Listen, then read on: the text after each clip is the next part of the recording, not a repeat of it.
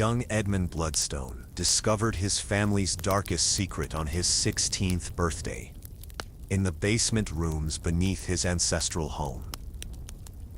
The stone walls were lined with hunting trophies, but these were not deer or bear heads. They were human skulls, each carefully mounted with brass plaques explaining the prey they had hunted. His grandfather's diary lay open on the dust-covered table, and the first entry turned his stomach. The villagers are breeding like rabbits. We must thin out the herd. The ancient grandfather clock in the grand hallway of Bloodstone Manor struck midnight as young Edmund Bloodstone descended the stone steps leading to the family's forgotten chambers. The heavy brass key felt cold against his palm, its weight somehow heavier than mere metal should be. Today marked his 16th birthday, and according to family tradition, he was finally old enough to learn the true history of his bloodline. What he discovered in those shadowy depths beneath his ancestral home would haunt him for the remainder of his days. The basement stretched far deeper than Edmund had ever imagined. Torch sconces lined the walls, their brackets blackened with age and soot from centuries of use. As he ventured further into the labyrinthine passages, the air grew thick with the musty scent of decay and something else, something metallic and sharp that made his stomach clench with unease. The stone walls wept with moisture, and his footsteps echoed hollowly in the oppressive silence. Edmund paused before a massive oak door, its surface carved with intricate ravens and twisted thorns. The family crest dominated the center, but unlike the polished version displayed in the manor's main hall, this one appeared stained with dark blotches that seemed to absorb the flickering torchlight. His hands trembled as he inserted the key, and the ancient lock gave way with a grinding shriek that seemed to protest the disturbance. The chamber beyond defied every notion Edmund had held about his noble heritage. The vaulted ceiling disappeared into shadow, supported by columns carved to resemble twisted trees. Along every wall, mounted on wooden plaques like hunting trophies, were human skulls, dozens upon dozens of them, each one bearing a small brass nameplate that gleamed dully in the torchlight. Edmund approached the nearest wall with growing horror, reading names and dates that spanned centuries. Thomas Miller, peasant, taken 1723. Sarah Whitmore, village girl, claimed 1756. Jonathan Graves, blacksmith. His legs nearly gave way as the implications crashed over him like a tide of ice water. These were not the remains of enemies fallen in battle or criminals executed for their crimes. The careful mounting, the pristine condition of the skulls, the meticulous record-keeping, all of it spoke to something far more sinister and systematic. His family had been killing innocent people for sport, collecting their remains like macabre trophies. At the center of the chamber sat an ornate wooden table, its surface polished to a mirror shine.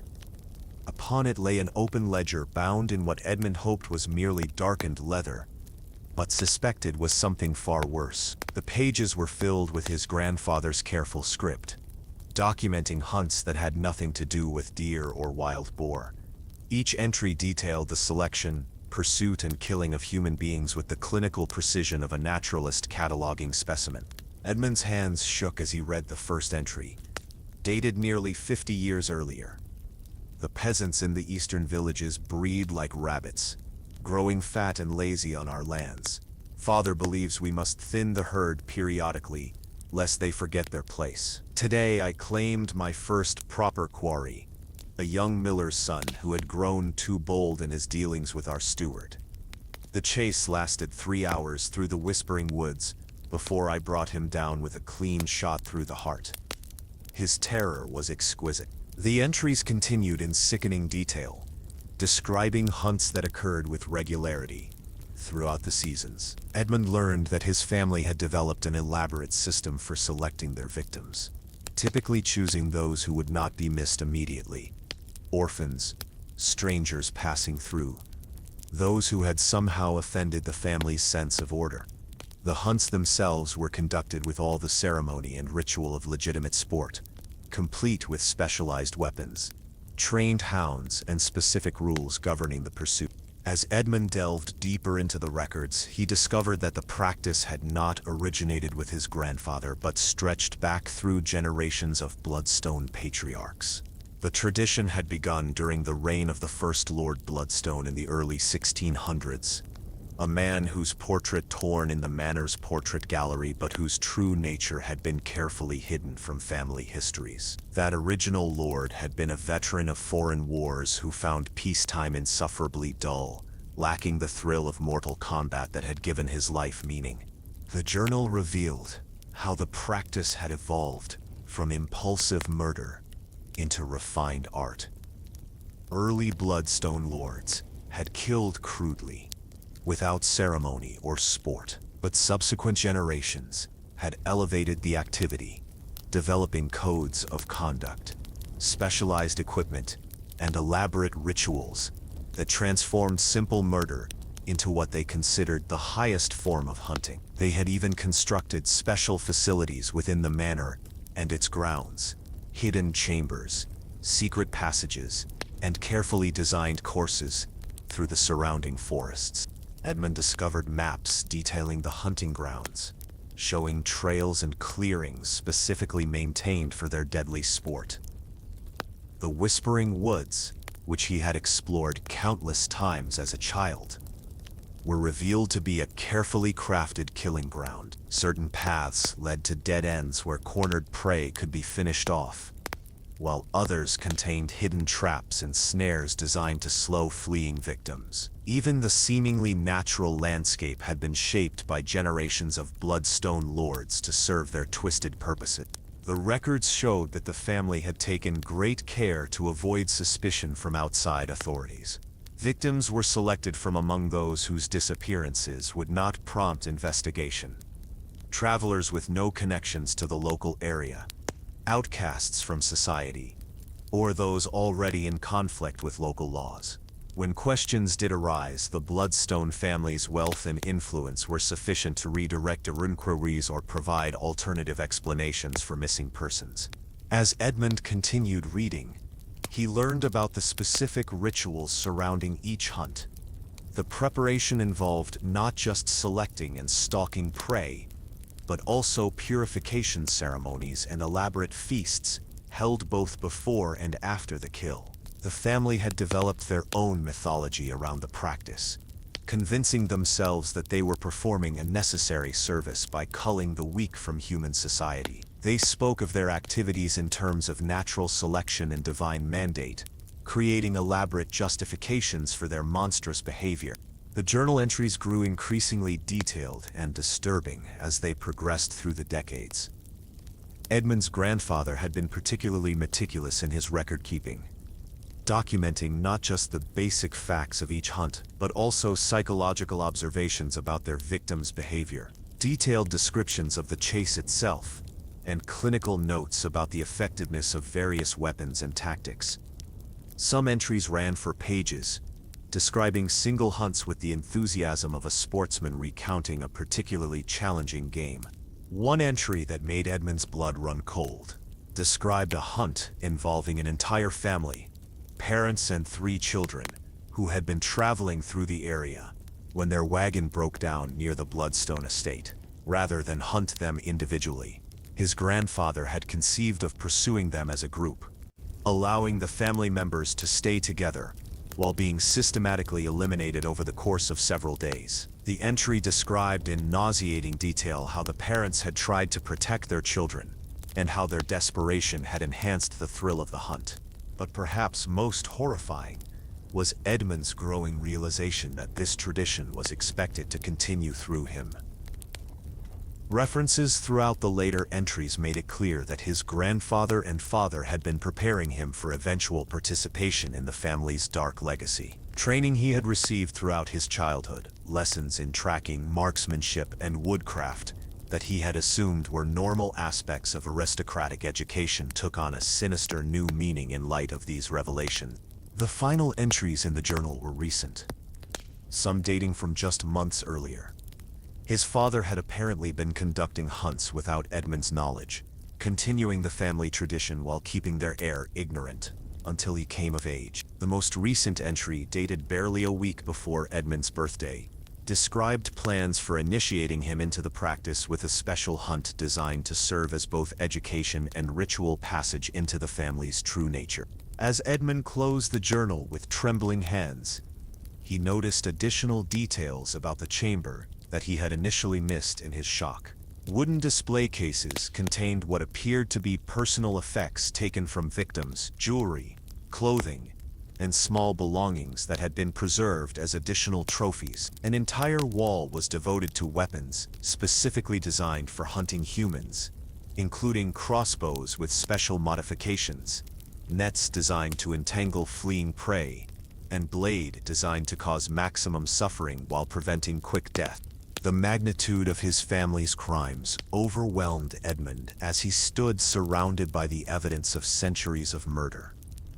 Hundreds of innocent people had died to satisfy the twisted appetites of his ancestors, their lives snuffed out for no purpose beyond the entertainment of bored aristocrats. The wealth and privilege he had enjoyed throughout his life had been built upon a foundation of systematic murder, and he was expected to continue the tradition. As the torch flames guttered and shadows danced across the rows of human skulls, Edmund understood that his 16th birthday marked not just his passage into adulthood, but his forced confrontation with the monstrous legacy of the Bloodstone name. The choice before him was simple yet impossible: embrace his family's dark heritage or find some way to escape a tradition that had claimed hundreds of lives across 3 centuries of unbroken evil. The origins of the Bloodstone family's monstrous tradition could be traced back to the year 1634, when the first Lord Bloodstone returned from the continental wars that had raged across Europe for decades. Lord Aldrich Bloodstone had distinguished himself as a cavalry officer in numerous campaigns, earning both wealth and reputation through his tactical brilliance and utter ruthlessness in combat. However, the transition from warrior to peaceful landowner proved more difficult than he had anticipated, and it was this difficulty that would curse his bloodline for centuries to come. Aldrich had grown addicted to the thrill of mortal combat during his years of military service. The rush of adrenaline that came with life-or-death struggles, the intoxicating sense of power over other human beings, and the primal satisfaction of emerging victorious from deadly encounters had become as necessary to him as food or water. In peacetime, surrounded by the mundane concerns of estate management and social obligations, he found himself consumed by a restless energy that no conventional pursuit could satisfy. The first recorded instance of what would become the family's signature practice occurred during the harvest season of 1634. A group of peasants from the village of Millbrook had been caught poaching deer in the Bloodstone forests, a crime that traditionally warranted fines or brief imprisonment. However, Aldrich saw an opportunity to recapture some of the excitement he had known during his military career. Rather than simply punish the poachers through conventional means, he proposed what he termed a sporting resolution to the matter. Aldrich offered the poachers a choice. They could accept traditional punishment and face imprisonment, or they could participate in what he described as a gentleman's hunt. If they could evade capture for 24 hours within the boundaries of his estate, they would be freed and pardoned of their crimes. If caught, however, they would face consequences far more severe than simple imprisonment. 3 of the 4 poachers, desperate to avoid jail and confident in their knowledge of the local woodlands, agreed to participate in what they believed would be an elaborate game of hide and seek. What followed was the first true Bloodstone hunt, though it bore little resemblance to the refined system that would develop over subsequent generations. Aldrich armed himself with sword and pistol, released hunting hounds to track his human quarry, and set out in pursuit with all the enthusiasm he had once brought to military campaigns. The hunt lasted 18 hours, during which 2 of the 3 peasants were run down and killed. The third managed to reach the estate boundary and technically won his freedom, though he was found dead of exhaustion and exposure the following morning, just beyond the Bloodstone lands. Rather than being horrified by the outcome, Aldrich found himself energized in a way he had not experienced since leaving military service.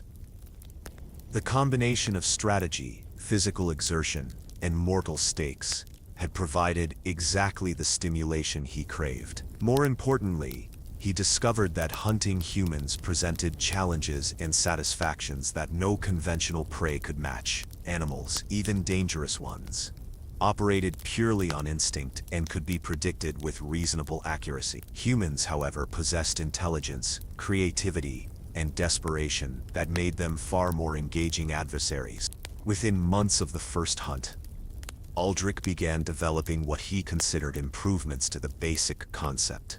He studied the behavior of his human prey, noting how terror affected their decision-making and physical capabilities. He experimented with different weapons and tactics, discovering which approaches provided the most satisfying balance between challenge and certainty of success. Most importantly, he began to view his activities not as simple murder, but as a refined form of sport that elevated him above common killers.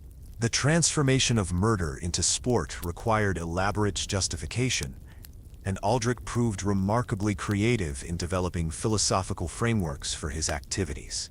He drew upon his military experience to argue that periodic culling of the peasant population served important social functions, preventing overpopulation and maintaining proper hierarchical relationships between nobles and commoners. He referenced classical texts about natural selection and survival of the fittest, positioning himself as an agent of natural law rather than a common criminal.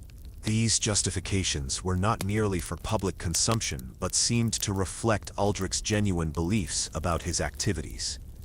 Letters and journal entries from this period reveal a man who had convinced himself that his hunts served higher purposes beyond personal gratification. He wrote extensively about the need for aristocrats to maintain their martial skills during peacetime, arguing that hunting humans provided essential training that might prove crucial if foreign wars resumed. He also developed elaborate theories about the beneficial effects of fear on peasant populations, claiming that occasional demonstrations of noble power prevented larger rebellions and maintained social stability.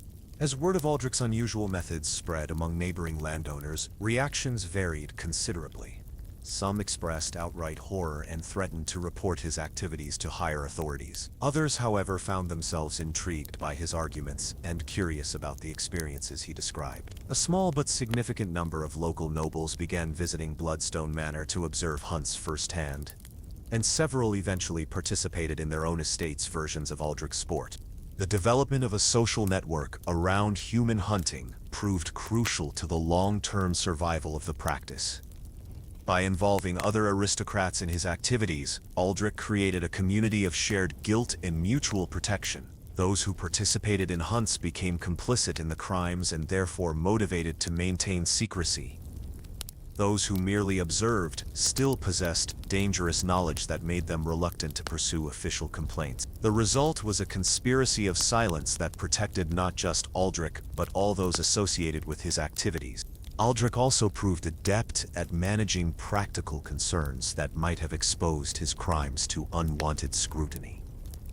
He developed sophisticated methods for selecting victims who would not be missed immediately or whose disappearances could be explained through alternative means. Travelers, vagrants, and social outcasts became preferred targets as their absence was less likely to prompt investigation. When local residents did go missing, Aldrich's wealth and influence allowed him to redirect suspicion toward bandits, wild animals, or accidents. The infrastructure required to support regular human hunting required significant investment and careful planning. Aldrich began modifying his estate to better serve his needs, creating hidden chambers for storing equipment and housing prisoners prior to hunts. He expanded the network of trails through his forests, adding strategic clearings, natural obstacles, and concealed observation points that would enhance future hunts. Most significantly, he began training a select group of servants and guards in the specific skills required for human hunting.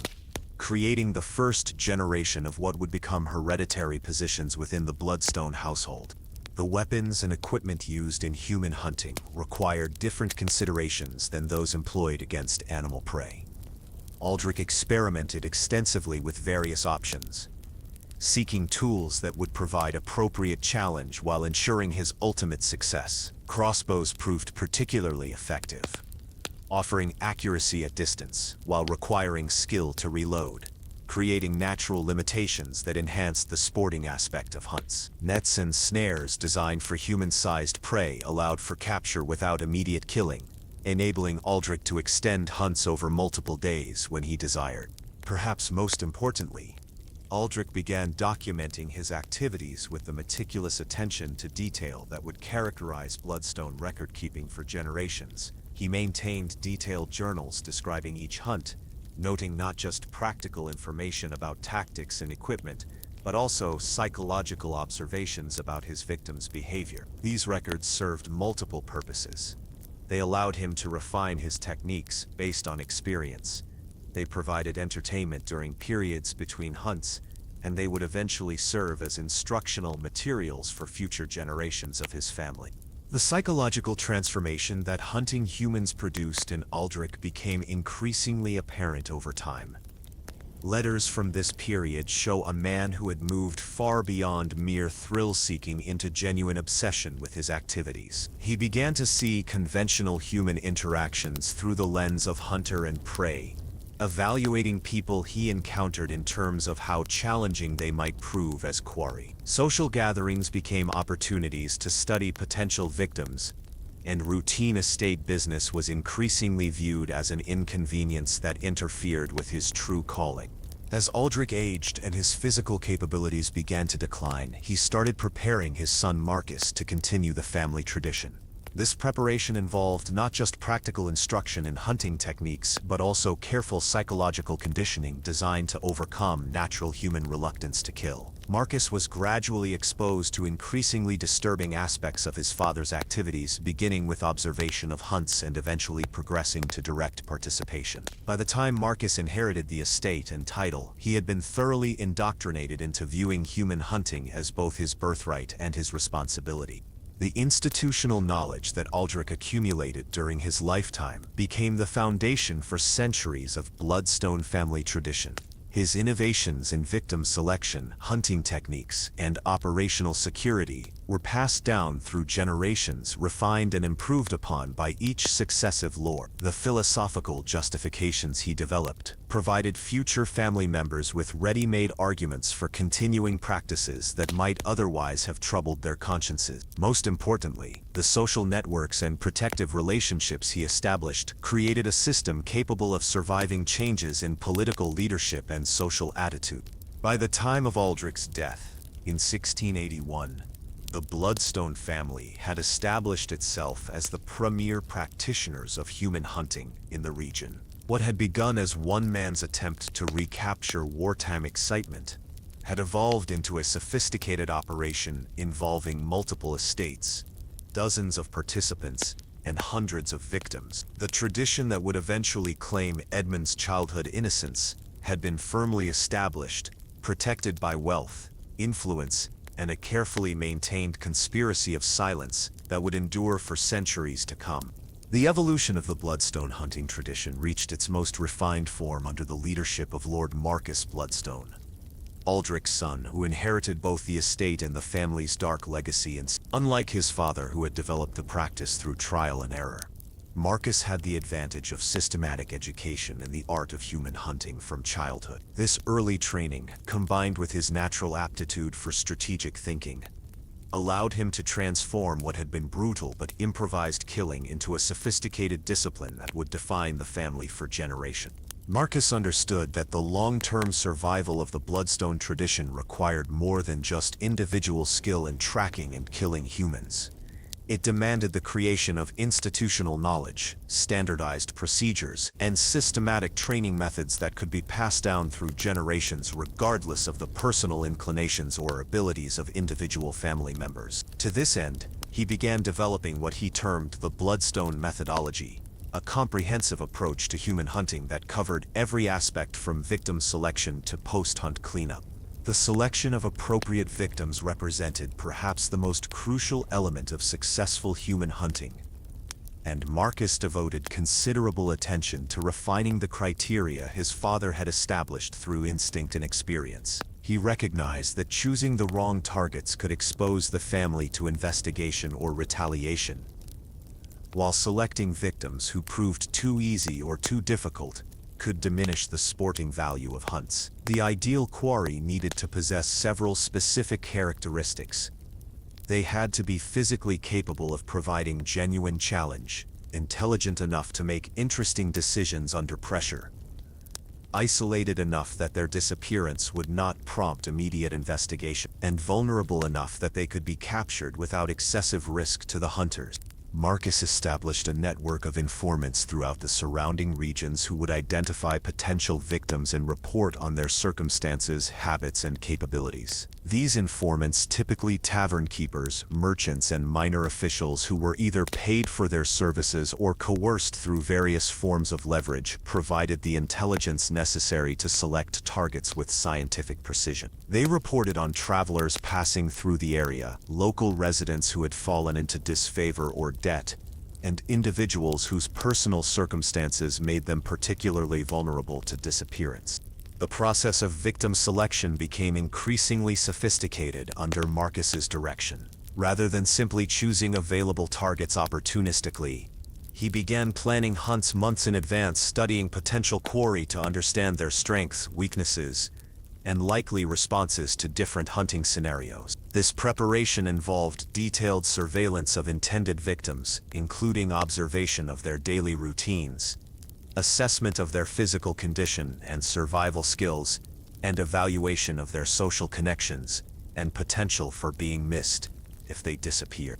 Marcus also recognized that different types of victims provided different types of hunting experiences, and he began categorizing potential quarry based on the challenges they would present. Experienced soldiers or former criminals offered the excitement of pursuing dangerous prey who might fight back effectively, while innocent civilians provided the psychological satisfaction of absolute power over helpless victims. Young, healthy individuals could sustain longer chases through difficult terrain, while older or infirm targets offered opportunities for more extended psychological torment before the final kill. The actual conduct of hunts underwent similar systematization under Marcus's leadership. He established formal rules governing every aspect of the hunting process, from the initial capture of victims to the final disposal of their remains. These rules served multiple purposes. They ensured that hunts maintained their sporting character rather than degenerating into simple murder. They provided consistent procedures that could be followed by different family members and participants, and they created ritual elements that enhanced the psychological significance of the activities for the hunters. The standard Bloodstone hunt began with what Marcus termed the selection ceremony, during which captured victims were informed of their situation and the rules governing their upcoming ordeal. This ceremony served both practical and psychological purposes, ensuring that prey understood the nature of the challenge they faced while also maximizing their terror and desperation. Victims were typically given basic information about the terrain they would traverse, the duration of the hunt, and the consequences of capture. But they were also subjected to detailed descriptions of previous hunts and their outcomes designed to intensify their fear. Following the selection ceremony, victims were provided with a brief period to prepare for their ordeal. This preparation time, typically lasting several hours, allowed prey to rest, eat a final meal, and contemplate their situation. Marcus discovered that this waiting period significantly enhanced the psychological impact of hunts, as victims had time to fully comprehend their desperate circumstances and develop both hope and terror about their chances of survival. The anticipation also served to heighten the hunter's excitement, creating a sense of ritualistic buildup that distinguished their activities from mere impulsive violence.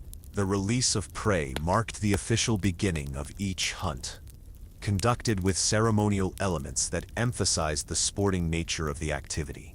Victims were given a predetermined head start, typically ranging from 1 to 3 hours depending on the specific circumstances of the hunt and the challenge level desired by the participants. During this time, hunters would complete their own preparations, selecting weapons and equipment, reviewing maps of the hunting grounds, and finalizing their tactical approaches. Marcus established detailed protocols governing the weapons and equipment used in hunts, recognizing that the choice of tools significantly affected both the challenge and the satisfaction derived from the activity. Firearms were generally avoided except in specific circumstances, as they made killing too easy and reduced the skill required for successful hunting. Instead, hunters typically relied on crossbows, longbows, or specialized spears that required close approach and accurate aim. These weapons maintained the sporting character of hunts, while ensuring that successful kills demonstrated genuine skill rather than mere technological advantage.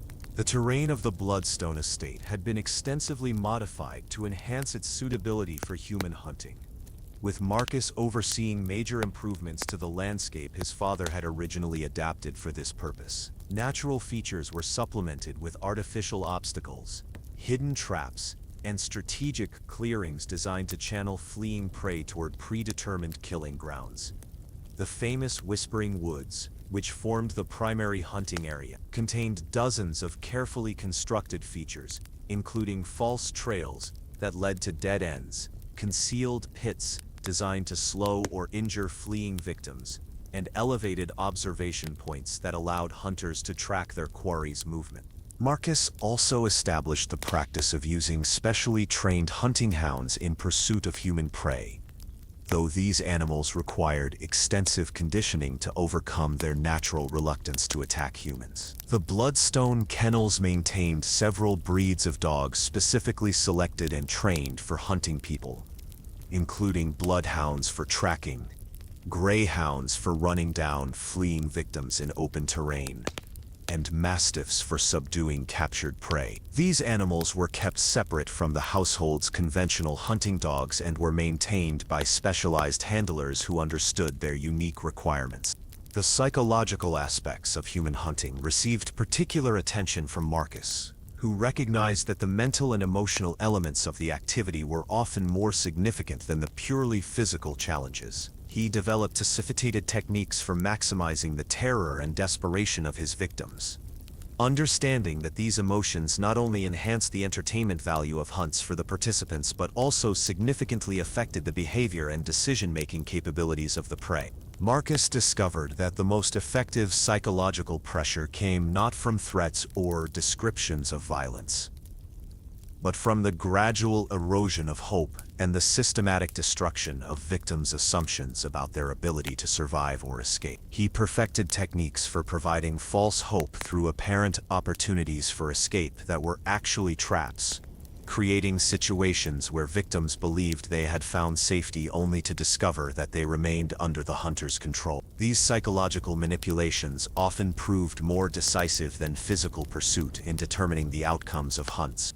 The training of family members and trusted associates in human hunting techniques became increasingly formalized under Marcus's leadership. He established what amounted to a curriculum for aspiring hunters, beginning with observation of experienced practitioners and gradually progressing through direct participation in different aspects of the hunting process. This training emphasized not just practical skills like tracking and marksmanship, but also the psychological techniques necessary for effective victim manipulation and the social skills required to maintain the secrecy essential to the tradition's survival. Marcus also recognized the importance of maintaining detailed records of hunts, both for purposes of tactical improvement and for the psychological satisfaction that came from reviewing past successes. He expanded upon his father's journal-keeping practices, establishing standardized forms for documenting each hunt that captured not just basic information about victims and outcomes, but also detailed analysis of tactical decisions, equipment performance, and psychological observations. These records became both instructional materials for future hunters and treasured collections that provided ongoing entertainment for the family. The social aspects of human hunting underwent significant development during Marcus's tenure as family patriarch. He expanded the network of aristocrats who participated in or supported Bloodstone hunts, recognizing that broader involvement increased both the entertainment value of the activities and the political protection they provided. Regular hunting parties brought together nobles from across the region, creating social bonds based on shared participation in forbidden activities and mutual dependence for maintaining secrecy. These social hunts became elaborate affairs involving multiple days of activities, formal ceremonies, and competitive elements that elevated human hunting to the status of recognized sport among participating aristocrats. Marcus established various categories of competition, including contests for the most challenging kills, the most creative hunting techniques, and the most psychologically sophisticated victim manipulation. These competitions created ongoing relationships among participants and provided motivation for continued innovation in hunting methods. The infrastructure required to support regular human hunting operations continued to expand under Marcus's direction. Hidden chambers beneath the manor were extended and improved to accommodate larger numbers of prisoners and more sophisticated equipment storage. Secret passages connecting different parts of the estate allowed for discreet movement of victims and hunting parties without attracting unwanted attention from household staff or visitors who were not part of the conspiracy. Marcus also established relationships with various criminal organizations and corrupt officials that provided additional protection for Bloodstone activities and access to specialized services. These connections included arrangements with body disposal services, document forgers who could create false identities for victims or explanations for their disappearances, and corrupt law enforcement officials who could redirect investigations away from Bloodstone properties when necessary. The psychological transformation that regular participation in human hunting produced became increasingly evident in Marcus and other long-term practitioners. Letters and documents from this period reveal individuals who had become so accustomed to viewing other humans as potential prey that they struggled to maintain normal social relationships with people they did not intend to hunt. The constant evaluation of others in terms of their suitability as victims, combined with the addictive rush of absolute power over life and death, created personality changes that affected every aspect of their lives. By the time Marcus passed the family leadership to his son William in 1724, the Bloodstone human hunting tradition had achieved a level of sophistication and institutional stability that ensured its survival for generations to come. The methods, procedures, and social networks he had established provided a framework that could accommodate different personalities and circumstances, while maintaining the core elements that made the tradition both sustainable and satisfying for its participants. The legacy he left would continue to claim innocent lives for another century and a half, until a young man named Edmund would finally confront the full horror of what his ancestors had created. The terror that filled Thomas Blackwood's chest as he crouched behind the massive oak tree was unlike anything he had ever experienced in his 23 years of life. The morning mist still clung to the forest floor of the Whispering Woods, creating ghostly shapes that seemed to move and shift in his peripheral vision. Every snap of a twig, every rustle of leaves, every distant sound sent jolts of pure fear through his body as he tried to control his ragged breathing. Behind him, perhaps a mile away now, he could hear the baying of hounds growing steadily closer. Thomas had been a blacksmith's apprentice in the village of Millbrook, until 3 days ago, when his world had collapsed without warning. He had been returning from a delivery to a neighboring farm when masked riders had surrounded him on the forest road. Before he could react, a heavy blow to his head had sent him into unconsciousness. When he awoke, he found himself chained in a stone chamber beneath Bloodstone Manor, surrounded by other prisoners whose eyes held the same desperate terror that now consumed his own thoughts. The explanation of his situation had come from Lord Vincent Bloodstone himself, delivered with the casual tone one might use to discuss the weather. Thomas and the other captives, a young serving girl named Martha, an elderly peddler called Samuel, and a pregnant woman whose name he never learned were to be released into the Whispering Woods at dawn. They would be given a 6-hour head start before the hunt began. If any of them could reach the boundaries of the Bloodstone estate before being caught, they would be freed. If not, they would die. The rules of engagement had been explained with meticulous detail that made the entire situation seem like some nightmare version of a children's game.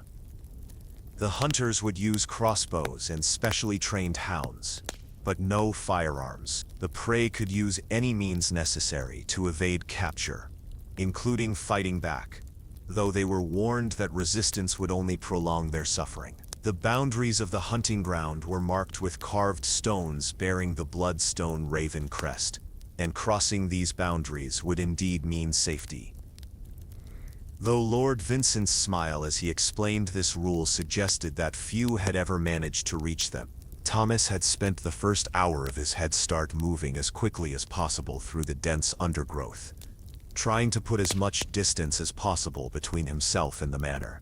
His experience working in the village had given him some familiarity with the surrounding countryside, but the Whispering Woods were far more extensive and complex than he had ever realized. Paths that seemed to lead in the right direction, curved back on themselves or terminated in impenetrable thickets. Clearings that appeared to offer quick passage across open ground turned out to be surrounded by steep slopes or hidden marshes. As the hours passed, and Thomas penetrated deeper into the woods, he began to understand that the terrain itself had been shaped to serve the hunter's purposes. Too many of the paths seemed designed to funnel fleeing prey towards specific locations. Too many of the natural obstacles appeared to have been deliberately placed or enhanced. The Whispering Woods were not just a hunting ground. They were a carefully constructed trap spanning thousands of acres. The other prisoners had scattered in different directions when released, each pursuing their own desperate strategy for survival. Thomas had briefly considered trying to coordinate their efforts, but the overwhelming terror that gripped all of them made cooperation impossible. Martha had run immediately toward the eastern boundary, sobbing hysterically as she crashed through the underbrush. Samuel had hobbled off toward the north, his aged legs already shaking with exhaustion. The pregnant woman had simply collapsed to her knees and begun praying, seemingly paralyzed by the impossibility of her situation. Thomas's strategy focused on reaching what he believed to be the southern boundary of the estate. Based on his knowledge of the local geography, he reasoned that the hunters would expect their prey to panic and run blindly. So he tried to maintain a steady pace that would conserve his energy while still covering ground efficiently. He avoided the main paths, suspecting they contained traps or observation points, and instead pushed through dense vegetation that would make tracking more difficult. The forest seemed to actively resist his progress. Thorny vines caught at his clothes and skin, leaving bloody scratches that would provide scent trails for the hunting hounds.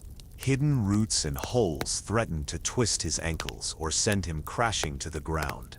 Low-hanging branches struck his face and arms as he forced his way through areas where no human had traveled for years. The physical punishment was exhausting, but Thomas knew that staying on established paths would be suicidal. As morning gave way to afternoon, Thomas began to hear sounds that chilled his blood. The distant baying of hounds had grown closer and more frequent, suggesting that the hunters had picked up his trail. Worse, he occasionally heard human voices calling to each other through the trees. Hunters coordinating their search or communicating about discovered signs of their prey's passage. The realization that multiple people were actively trying to kill him for sport filled Thomas with a rage that competed with his terror. The first trap he encountered nearly ended his flight immediately. What appeared to be a game trail through a dense thicket suddenly gave way beneath his feet, revealing a carefully concealed pit lined with sharpened stakes. Only his instinctive leap backward saved him from impalement, though he wrenched his knee badly in the process. As he limped away from the trap, Thomas understood that every step he took through these woods might be his last. His injured knee slowed his progress significantly, forcing him to rely more heavily on stealth and cunning rather than speed. Thomas began moving in short bursts, covering ground quickly when possible but spending long periods motionless, listening for signs of pursuit and studying the terrain ahead for additional traps or advantageous routes. This stop-and-go approach proved exhausting, but it also allowed him to avoid several more concealed hazards. The psychological pressure of being hunted proved almost as difficult to endure as the physical challenges. Thomas found his mind racing with desperate scenarios and half-formed plans that offered no real hope of escape. He imagined himself successfully reaching the boundary stones, only to discover that the promise of freedom was another lie. He pictured the hunters closing in on him from all sides, crossbow bolts finding their mark as he stumbled through his final moments. Most terrifying of all, he envisioned being taken alive and subjected to whatever torments the Bloodstone family might devise for captured prey. As afternoon faded toward evening, Thomas began to encounter evidence of the other prisoners' fates. A scrap of fabric that matched Martha's dress hung from a thorn bush, stained with what could only be blood. Samuel's walking stick lay abandoned beside a small stream, its handle bearing clear teeth marks from the hunting hounds.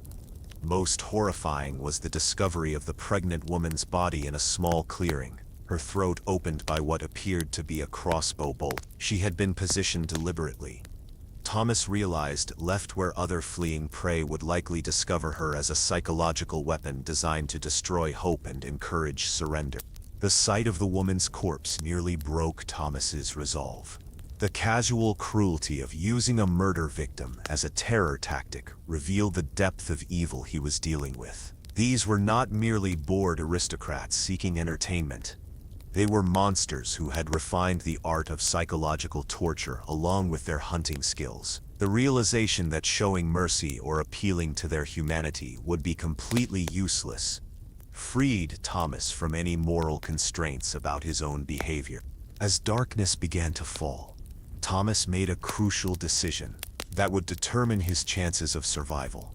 Rather than continuing to flee blindly through terrain that favored his pursuers, he would attempt to turn the tables and become the hunter rather than the hunted. His years working as a blacksmith had given him strength and practical knowledge about tools and weapons that might prove useful. More importantly, his growing rage at the injustice of his situation was beginning to overcome his paralyzing fear.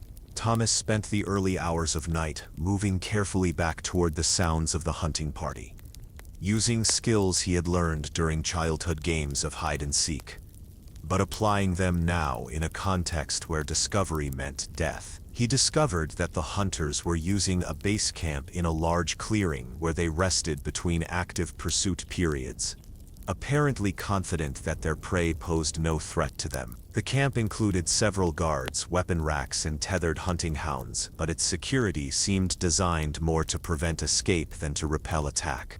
The plan that formed in Thomas's mind was desperately dangerous, but it offered his only realistic chance of survival. If he could create enough chaos and confusion in the hunters' camp, he might be able to steal weapons, release the hounds to create additional distraction, and escape in the resulting pandemonium. The plan required him to approach within a few yards of armed men who were actively trying to kill him. But the alternative was almost certain death through exhaustion or eventual capture. Thomas waited until the deepest part of the night, when the camp guards seemed most relaxed and inattentive. Moving with infinite care, he crept to the edge of the clearing and began his assault on the camp. His first target was the rope line holding the hunting hounds, which he cut with a sharp stone after nearly 10 minutes of careful sawing. The freed dogs immediately began wandering through the camp, creating noise and confusion that masked Thomas's other activities. His next objective was the weapon rack, where crossbows and quarrels were stored for the hunter's use. Thomas managed to grab one crossbow and a handful of bolts before the commotion caused by the loose hounds began to wake the sleeping hunters. As shouts of confusion and anger filled the clearing, Thomas fired his stolen crossbow into the group of men scrambling to understand what was happening, striking one hunter in the shoulder and sending the rest diving for cover. The chaos that followed exceeded Thomas's most optimistic expectations. The hunters, trained to pursue fleeing prey through familiar terrain, were completely unprepared for a direct attack on their base camp. In the darkness and confusion, with loose hounds running everywhere and crossbow bolts flying from an unknown position, they began firing at shadows and each other. Thomas used the pandemonium to grab additional supplies and weapons before melting back into the forest, leaving behind a camp in complete disarray. Armed now with a crossbow, a hunting knife, and supplies stolen from his pursuers, Thomas felt his situation had improved dramatically. More importantly, the psychological dynamic of the hunt had shifted. He was no longer simply prey trying to escape. He had become a genuine threat that the hunters would have to take seriously. The knowledge that he had wounded one of his tormentors and disrupted their comfortable assumptions about their own safety filled him with grim satisfaction. The remaining hours until dawn passed in a deadly game of cat and mouse through the dark forest. But now Thomas was sometimes the cat. He used his stolen weapons to set ambushes along paths he suspected the hunters would use, and he employed tactics designed to spread fear and uncertainty among his pursuers. Every sound they heard might be Thomas preparing to attack. Every shadow might conceal a crossbow aimed at their hearts. The psychological pressure that had been used against him was now working in his favor. As the first light of dawn began to filter through the forest canopy, Thomas caught sight of something that made his heart race with hope. A carved stone bearing the Bloodstone raven crest. The boundary marker was less than 100 yards away, positioned at the edge of a small meadow that he would have to cross in full view of any pursuers. After a night of hunting and being hunted, freedom lay just minutes away if he could summon the courage for one final sprint across open ground. The decision to make his break for the boundary required Thomas to abandon the relative safety of the forest cover and expose himself completely to any hunters who might be watching the area. But after everything he had endured, the promise of freedom outweighed his fear of a final ambush. Drawing upon reserves of strength he didn't know he possessed, Thomas burst from the tree line and ran harder than he had ever run in his life toward the boundary stone that represented salvation.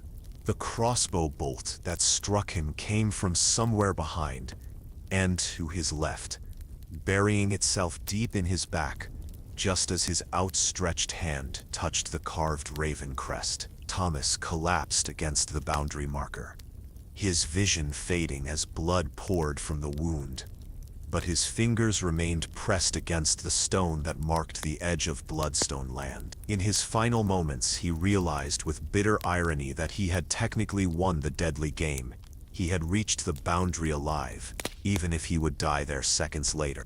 Lord Vincent Bloodstone emerged from his concealment among the trees, crossbow still in hand, his face bearing an expression of grudging respect for prey that had provided far more challenge than expected. As he stood over Thomas's dying form, Vincent couldn't help but admire the intelligence and courage that had nearly resulted in an unprecedented escape from the Whispering Woods. It had been, he reflected, one of the most entertaining hunts in recent memory, and Thomas Blackwood had earned the distinction of being remembered as exceptional quarry in the family's extensive records. The weeks following Edmund's discovery of the family's dark secret passed in a haze of sleepless nights and tormented days. Every meal shared with his father felt like dining with a monster. Every casual conversation about estate business carried undertones of horror as Edmund wondered how many of the poachers and trespassers his father mentioned in passing had actually become victims of the family's twisted sport. The very walls of Bloodstone Manor seemed to whisper accusations, and Edmund found himself unable to look at the family portraits lining the great hall without seeing murderers staring back at him from their gilded frame. His father, Lord Vincent Bloodstone, appeared completely oblivious to his son's inner turmoil.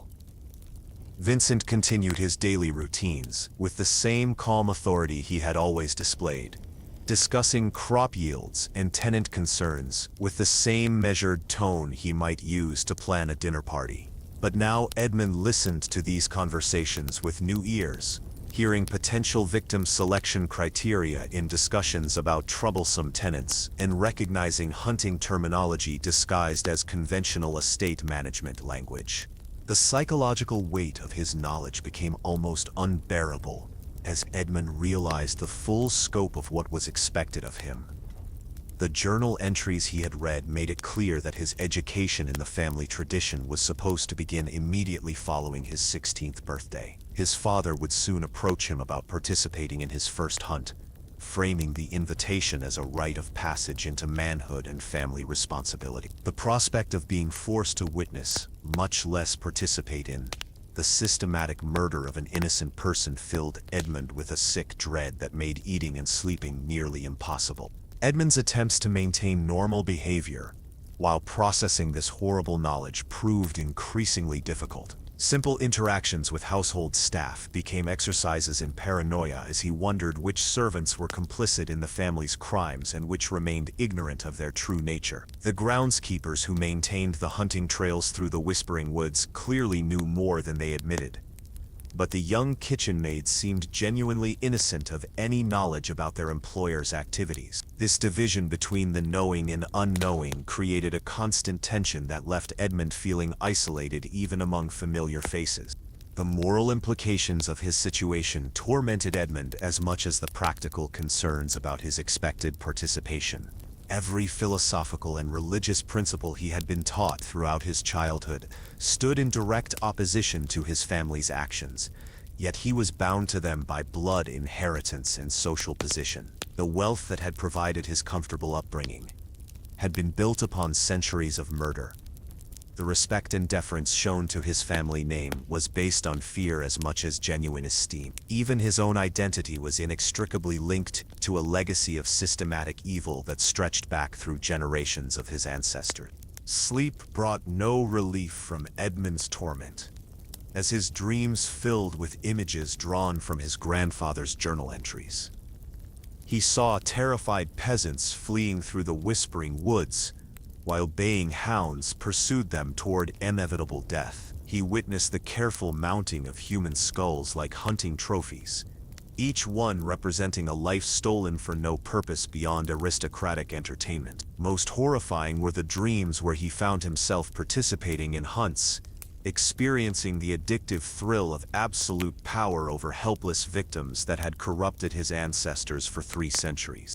As days turned into weeks, Edmund began to understand how the family tradition had managed to perpetuate itself through so many generations. The gradual exposure to increasingly disturbing concepts, combined with the social isolation that came with keeping such terrible secrets, created psychological conditions that made resistance increasingly difficult. Each small compromise of conscience made the next one easier to accept. Each rationalization opened the door to more elaborate justifications for increasingly monstrous behavior.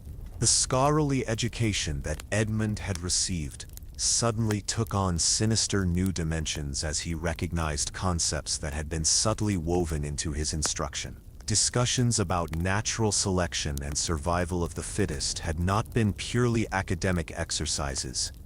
They had been preparation for justifying human hunting as a form of beneficial culling. Lessons about the divine right of nobles to rule over common people had laid groundwork for viewing peasants as something less than fully human. Even his religious instruction had emphasized certain interpretations of scripture that could be twisted to support the idea that some lives were more valuable than others. Edmund's father finally approached him about his initiation into the family tradition on a cold morning in late autumn, more than a month after the discovery in the basement chambers. Vincent chose the family library for this conversation, perhaps thinking that the scholarly atmosphere would lend gravity to his words. He began by speaking about responsibility and heritage, explaining that certain aspects of noble life required courage and discretion, that separated true aristocrats from common people who lacked the strength to make difficult decisions. The conversation that followed would haunt Edmund for the rest of his life. His father spoke about human hunting with the same tone he might use to discuss any other family business, presenting it as both privilege and burden that came with their social position. Vincent explained that the practice served important functions beyond mere entertainment. It maintained proper relationships between social classes, provided essential training in leadership and decision-making, and ensured that only the strongest and most adaptable members of the peasant population survived to reproduce. Edmund listened to his father's explanations with growing horror, recognizing the same philosophical frameworks he had encountered in his grandfather's journal, but presented now as established family wisdom rather than one man's twisted justifications. Vincent spoke about the careful selection of victims, emphasizing that only those who had somehow forfeited their right to normal protection were chosen as prey. He described the elaborate rituals and procedures that governed hunts, presenting them as evidence of the family's refinement rather than systematic torture methods. When Vincent finally extended the invitation for Edmund to observe his first hunt, the words seemed to hang in the air like a death sentence. His father explained that the upcoming hunt would involve a particularly suitable subject, a young vagrant who had been caught stealing from local farms and who had no family or connections to complicate his disappearance. Vincent presented this as an ideal learning opportunity, allowing Edmund to witness the family tradition without the pressure of active participation. Edmund's response to his father's invitation required every ounce of acting ability he possessed. He feigned enthusiasm for the opportunity, while internally screaming with revulsion at what was being asked of him. He asked appropriate questions about the procedures and equipment involved, playing the role of an eager student while actually gathering intelligence that might prove useful for preventing or disrupting the planned hunt. Most importantly, he managed to conceal his true feelings well enough that Vincent seemed satisfied with his son's apparent readiness to embrace the family legacy.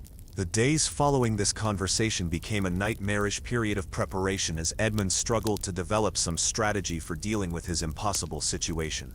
Direct confrontation with his father seemed futile.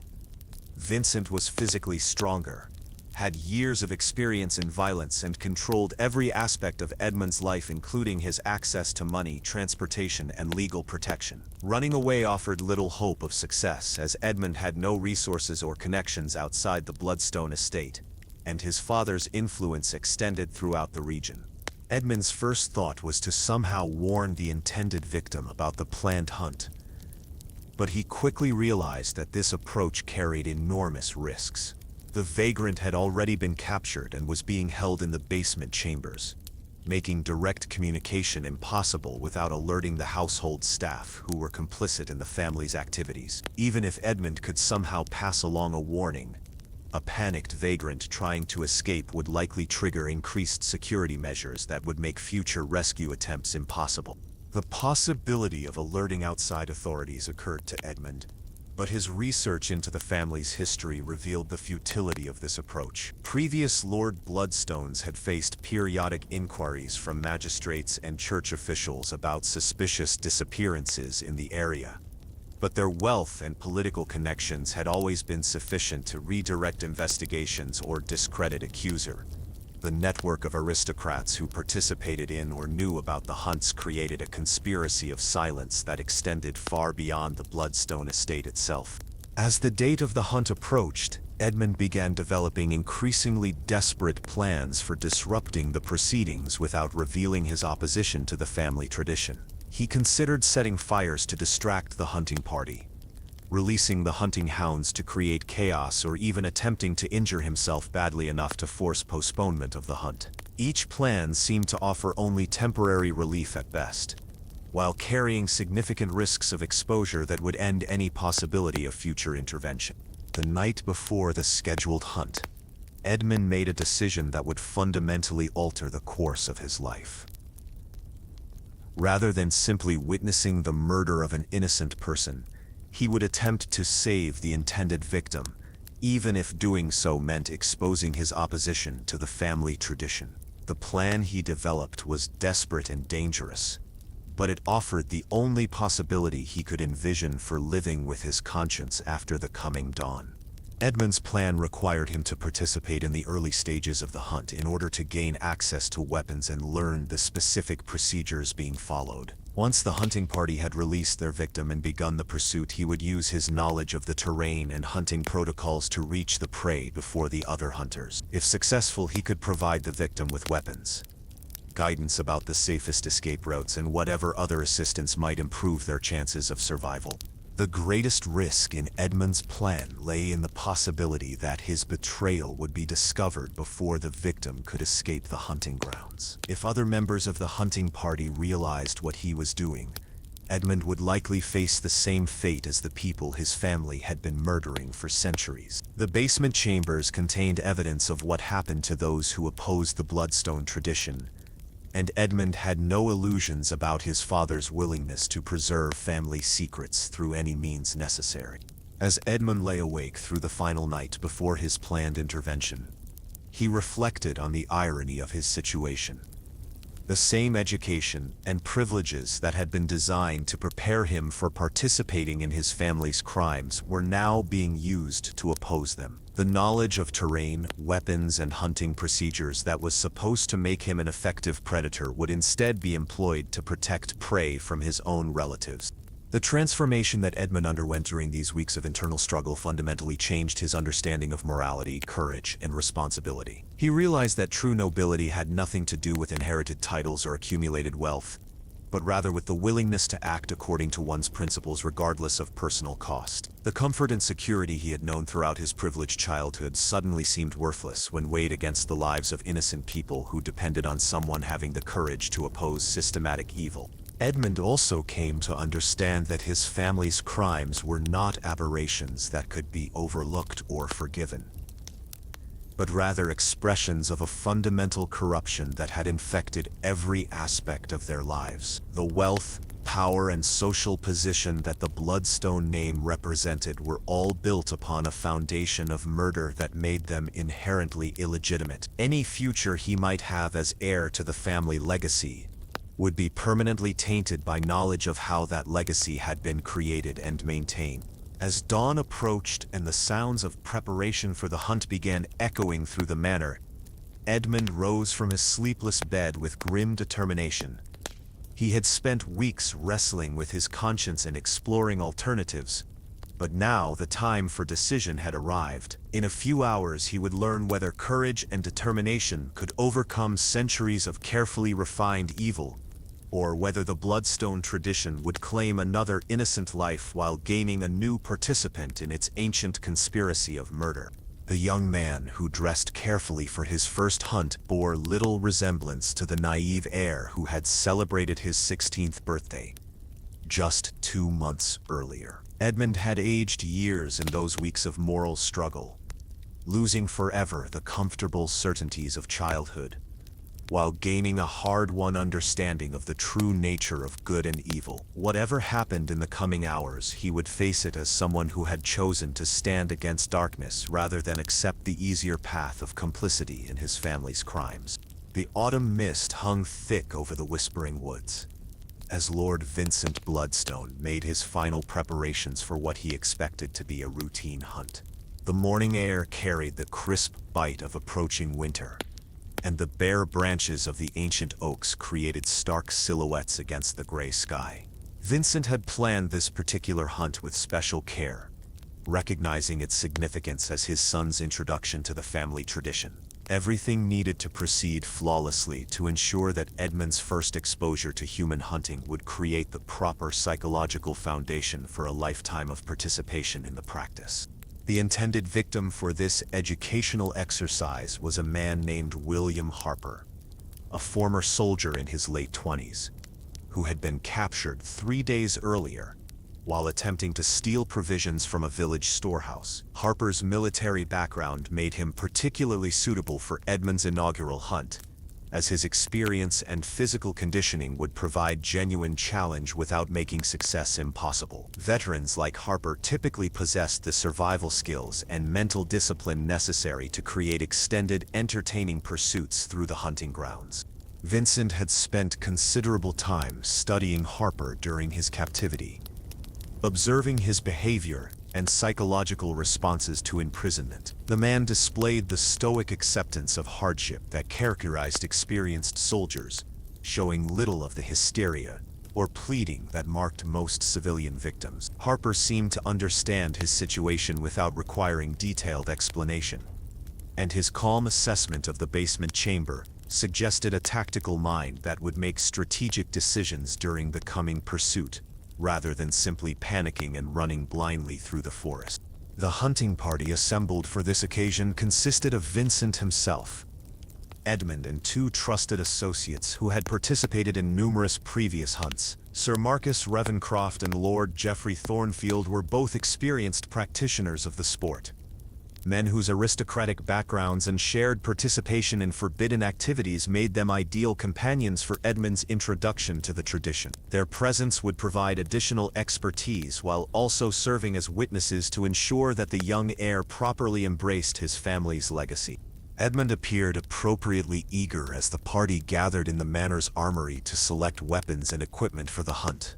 He asked informed questions about crossbow selection and range estimation, demonstrating that his conventional hunting education had prepared him well for the technical aspects of pursuing human prey. Vincent felt a surge of paternal pride as he watched his son examine different quarrels and discuss their penetrating power against various types of clothing and armor. The boy clearly possessed the analytical mindset necessary for successful human hunting. The ceremonial aspects of the hunt began with the formal presentation of the victim to the hunting party. Harper was brought from his basement cell to the manor's great hall, where he stood with quiet dignity despite his chains and the obvious hopelessness of his situation. Vincent explained the rules that would govern the coming pursuit, speaking in the same formal tone that had been used for such presentations for generations of Bloodstone hunts. Harper would be released at the eastern edge of the Whispering Woods with a 2-hour head start before the pursuit began. He could use any means at his disposal to evade capture, including fighting back against his pursuers, though he was warned that violence would only delay his inevitable death. The boundaries of the hunting ground were marked with carved stones bearing the family crest, and reaching these boundaries would theoretically mean safety, though Vincent's tone suggested that few victims had ever achieved this goal. The psychological impact of this presentation on Edmund was carefully observed by Vincent, who noted with satisfaction that his son showed no signs of revulsion or moral qualms about the proceedings. Edmund listened attentively to the rules and asked several practical questions about the terrain and typical victim behavior patterns. His apparent acceptance of the situation confirmed Vincent's belief that the boy possessed the proper temperament for continuing the family tradition. Harper's response to the presentation was equally noteworthy. Rather than begging for mercy or protesting his innocence, the former soldier simply nodded his understanding of the rules and asked a few tactical questions about the hunting ground boundaries and permissible equipment. His professional assessment of the situation impressed even Vincent, who recognized in Harper the kind of dangerous prey that provided the most satisfying hunts. The release of the victim occurred at dawn, conducted with the ritual precision that characterized all aspects of Bloodstone hunting tradition. Harper was escorted to the designated starting point, where his chains were removed and he was given basic provisions consisting of water, a small knife, and a rough map of the terrain. The 2-hour head start was timed by Vincent's pocket watch, during which the hunting party would complete their own preparations and review their tactical approach to the pursuit. Edmund used this preparation time to study maps of the hunting grounds while concealing his true intentions from the other participants. He memorized the locations of the boundary stones that marked potential escape routes, identified natural features that might provide concealment or defensive positions, and planned approaches that would allow him to reach Harper before the other hunters could close in for the kill. His apparent enthusiasm for these preparations continued to impress his father and the other experienced hunters. As the 2-hour grace period expired, The hunting party set out into the Whispering Woods with high spirits and confident expectations. Vincent had planned a relatively straightforward pursuit that would allow Edmund to observe different hunting techniques while building confidence in his ability to track and kill human prey. The presence of two experienced hunters would ensure success even if the boy made mistakes during his first attempt at the sport. The trail left by Harper during his initial flight proved easy to follow, suggesting either carelessness on his part or a deliberate strategy to lure his pursuers into terrain that favored the prey over the hunters. Vincent suspected the latter, given Harper's military background and the calm intelligence he had displayed during captivity. Veterans often attempted to turn their pursuers' confidence against them by leading them into carefully prepared ambushes or difficult terrain where superior numbers provided less advantage. The hunting party followed Harper's trail through dense undergrowth and across several small streams, noting signs that suggested increasing desperation in the fleeing man's movements. Broken branches, torn fabric, and disturbed earth painted a picture of someone moving quickly through unfamiliar terrain while struggling to maintain direction and avoid natural obstacles. The experienced hunters exchanged knowing glances as they recognized patterns that typically preceded the final exhausted collapse of fleeing prey. Edmund maintained his facade of eager participation, while secretly assessing opportunities to break away from the hunting party and reach Harper before the final confrontation occurred. The terrain they were traversing offered several potential routes that might allow him to circle ahead of the group, but executing such a plan would require perfect timing and considerable luck to avoid detection by the other hunters. The first indication that this hunt might proceed differently than planned came when the party discovered signs of Harper's trail doubling back on itself in a complex pattern that suggested sophisticated knowledge of tracking and counter-tracking techniques. Rather than simply fleeing in terror, Harper appeared to be implementing deliberate strategies designed to confuse his pursuers and waste their time while he gained additional distance or prepared defensive positions. Vincent's initial amusement at Harper's tactical skills gradually gave way to irritation as the pursuit stretched on longer than anticipated. The complex trail required careful analysis to follow, slowing the hunting party's progress and allowing their prey to maintain his lead despite the physical advantages held by his mounted pursuers. More concerning were subtle signs that Harper might be preparing to transition from fleeing prey to dangerous adversary. The discovery of an abandoned hunting crossbow, hidden beneath fallen leaves, confirmed Vincent's growing suspicions that Harper had managed to acquire weapons during his flight. The crossbow had been taken from one of the hunting supply caches that were positioned throughout the grounds for the convenience of the hunters, but which could apparently also be accessed by sufficiently resourceful prey. This development transformed the hunt from a routine pursuit into a potentially dangerous confrontation with armed quarry. Edmund seized upon the discovery of the missing crossbow as an opportunity to implement his rescue plan. While the other hunters debated tactical responses to their prey's newfound armament, he volunteered to scout ahead and locate Harper's current position. This suggestion appeared logical given his youth and superior mobility compared to the older hunters, and Vincent approved the plan after warning his son to maintain safe distances and avoid direct confrontation until the main party could provide support.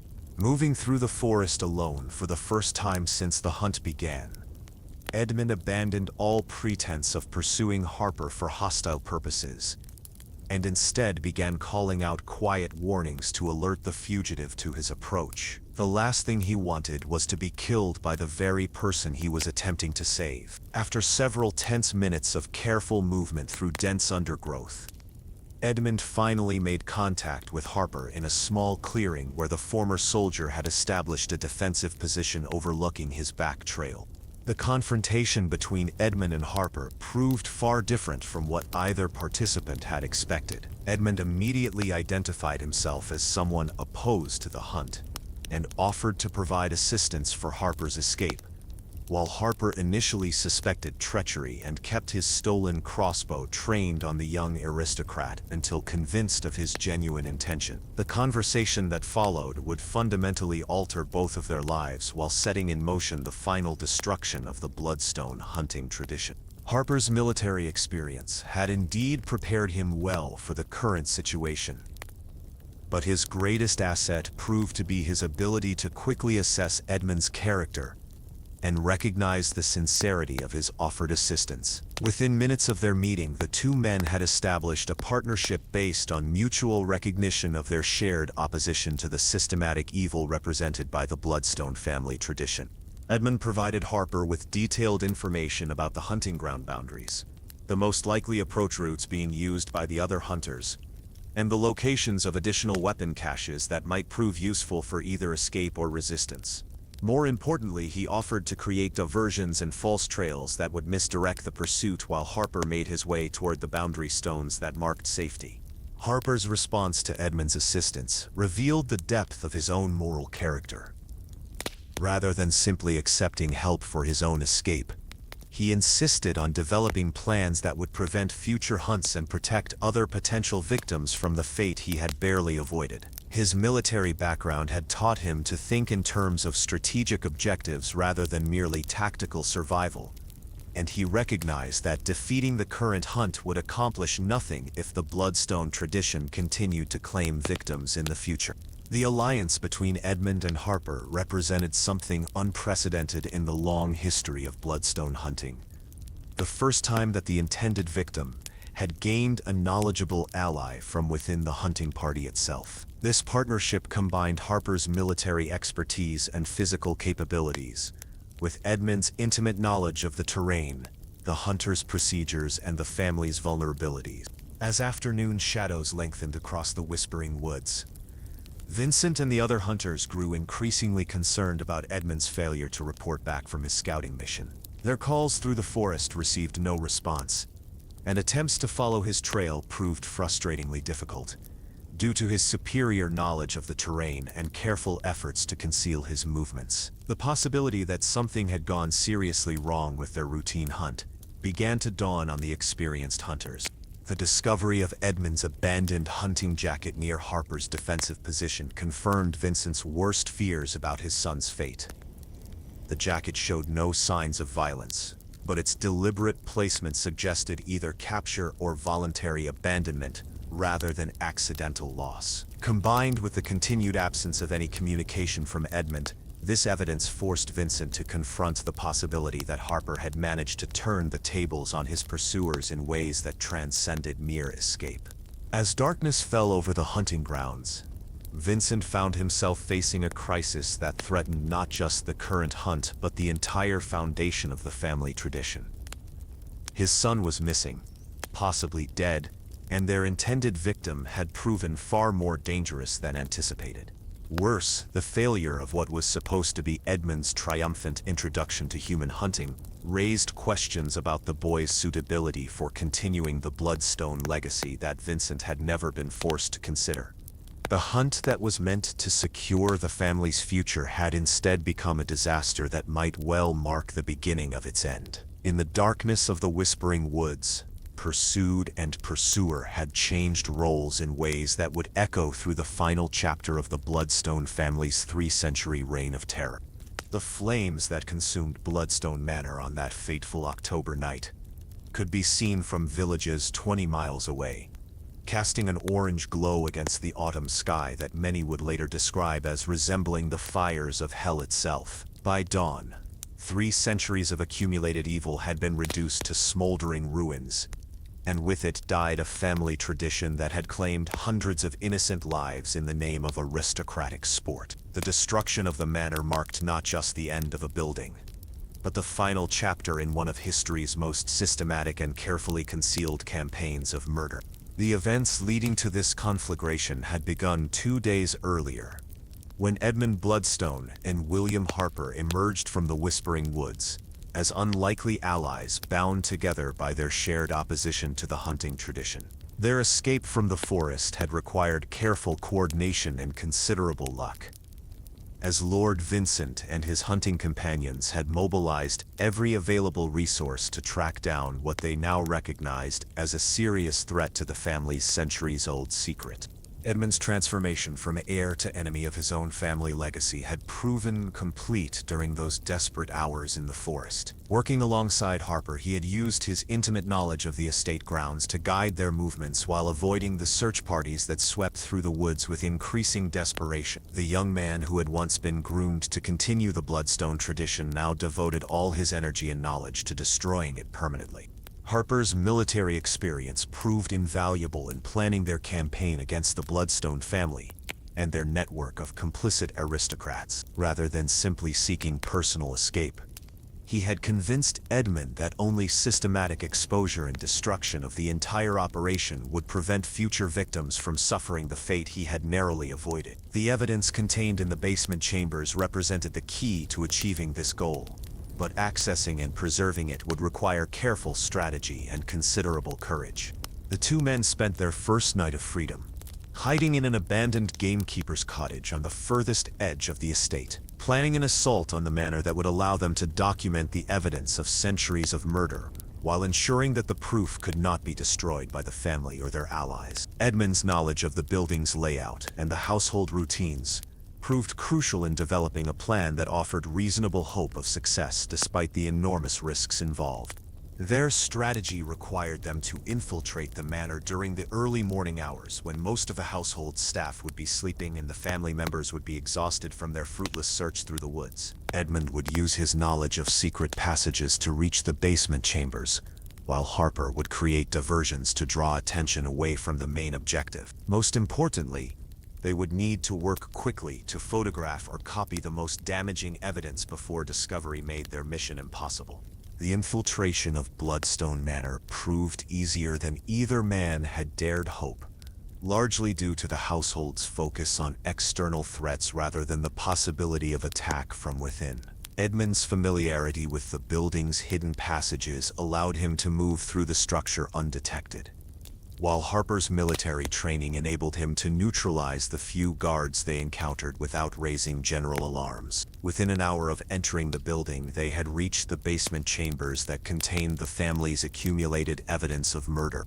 The systematic documentation of the Bloodstone family's crimes required most of the remaining night, as Edmund and Harper worked by lamplight to copy the most incriminating journal entries and create detailed inventories of the trophy collections that lined the chamber walls. The scope of the evidence they uncovered exceeded even Edmund's horrified expectations, revealing not just individual murders, but an entire network of participating aristocrats whose involvement had enabled the tradition to survive for centuries.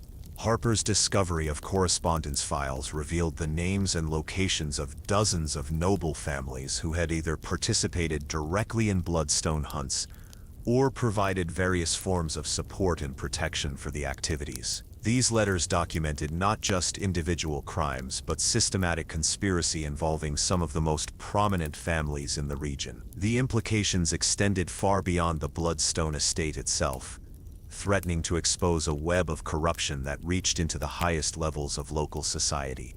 As dawn approached and the risk of discovery increased, Edmund made the decision that would define the remainder of his life. Rather than simply documenting the evidence and attempting to escape with proof of his family's crimes, he chose to ensure that the tradition could never be resumed by destroying both the manor and its contents in a fire that would eliminate any possibility of future hunts. The decision required him to abandon forever any claim to his inheritance while accepting responsibility for ending his family's legacy through the most dramatic means possible.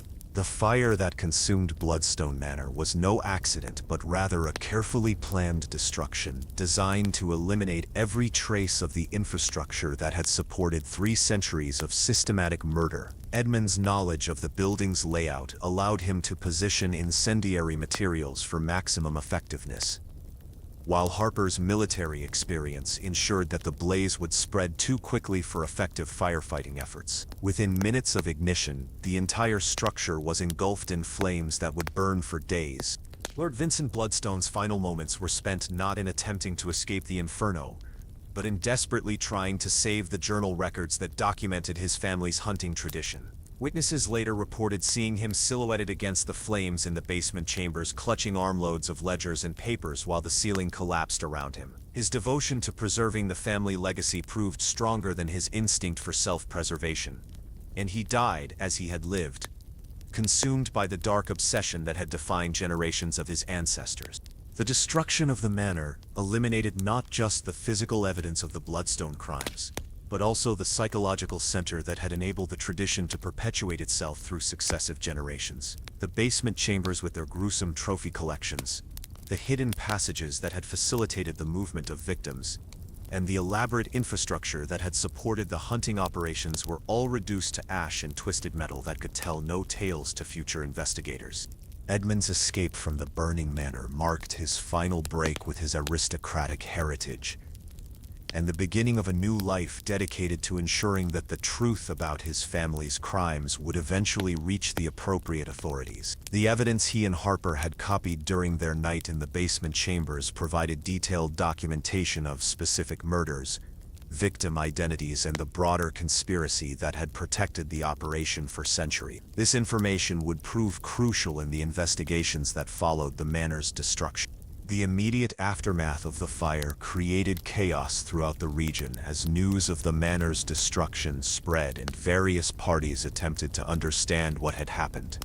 Official investigators found little evidence of specific crimes among the ruins, but the complete destruction of such a prominent estate raised questions that demanded answers. The absence of the Bloodstone family members from the scene prompted searches that gradually uncovered fragments of the truth about their activities. Harper's decision to present himself to magistrates in the county seat as a witness to Bloodstone crimes provided the catalyst for broader investigations into the network of aristocrats who had participated in or supported the hunting tradition. His detailed testimony, supported by the documentary evidence preserved during the manor infiltration, painted a picture of systematic murder and conspiracy that shocked even experienced law enforcement officials, accustomed to dealing with aristocratic corruption. The trials that followed Harper's revelations became some of the most sensational legal proceedings in the region's history, as testimony and evidence exposed the extent of the conspiracy that had enabled the Bloodstone hunting tradition to operate with impunity for centuries. Dozens of prominent families found themselves implicated in charges ranging from direct participation in murder to conspiracy and obstruction of justice. The social upheaval created by these revelations forever altered the power structure that had protected such activities. Edmund's role in exposing his own family's crimes initially remained secret, as Harper's testimony focused on his experiences as an intended victim rather than the assistance he had received from within the Bloodstone family itself. This protection allowed Edmund to assume a new identity and begin rebuilding his life without the burden of his aristocratic heritage or the constant threat of retaliation from surviving members of the hunting conspiracy. The young man who had once been heir to one of the region's most prominent estates eventually became a teacher in a village school, hundreds of miles from his former home, dedicating his life to educating children whose backgrounds resembled those of his family's victims. His intimate knowledge of how privilege and isolation could corrupt human nature informed his teaching methods and his determination to instill moral courage in young people who might someday face their own tests of character. The broader implications of the Bloodstone revelations extended far beyond the immediate prosecutions and convictions that followed Harper's testimony. The exposure of systematic murder disguised as aristocratic sport prompted fundamental changes in how suspicious disappearances were investigated and how claims of noble privilege were evaluated by legal authorities. The network of mutual protection that had enabled such activities to continue for centuries was permanently dismantled.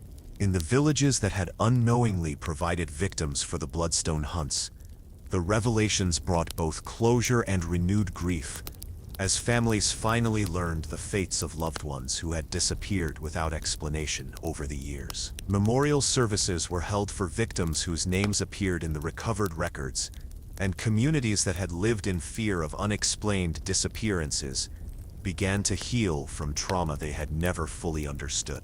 The Whispering Woods themselves underwent gradual transformation as nature began to reclaim the carefully maintained hunting grounds that had served as killing fields for centuries. The hidden traps and artificial obstacles that had channeled fleeing prey toward their deaths gradually disappeared beneath returning vegetation, while the trails that had guided hunters in pursuit of human quarries slowly faded into the forest floor.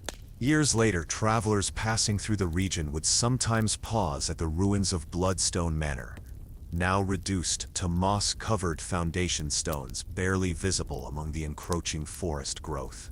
Local legends spoke of ghostly figures glimpsed among the ruins on foggy nights, but whether these were spirits of the murdered victims or their aristocratic killers remained a matter of speculation among those who claimed to have witnessed such apparitions.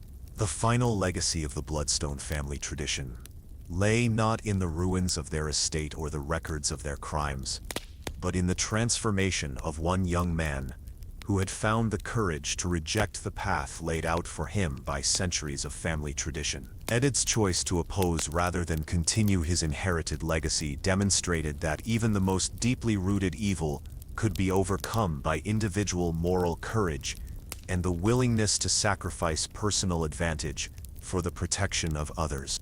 Harper's survival and eventual testimony served as proof that the victims of systematic oppression could fight back effectively when provided with appropriate support and allies. His partnership with Edmund had shown that meaningful resistance to entrenched evil required cooperation across social boundaries and the recognition that moral obligations transcended differences in background or social position. The destruction of Bloodstone Manor and the exposure of the hunting tradition marked the end of an era in which aristocratic privilege could provide complete protection for even the most heinous crimes. The prosecutions that followed established precedents that would influence legal approaches to similar cases for generations, while the social changes prompted by the revelations helped create conditions that made future conspiracies of this magnitude far more difficult to sustain. In the end, the flames that consumed the Bloodstone legacy served as both funeral pyre for the victims of 3 centuries of systematic murder and beacon of hope for those who believed that justice could eventually triumph over even the most carefully protected evil. The young man who had chosen to burn down his own inheritance rather than accept complicity in his family's crimes had demonstrated that individual conscience could indeed overcome institutional corruption, but only through choices that demanded the ultimate sacrifice of personal comfort and security. The Bloodstone name disappeared from the region's records and social registers, erased as completely as the manor that had sheltered centuries of monstrous activities. But the lessons learned from their downfall about the corrupting nature of unchecked privilege, the importance of individual moral courage, and the possibility of redemption even in the darkest circumstances, would endure long after the last stones of their estate had crumbled into dust.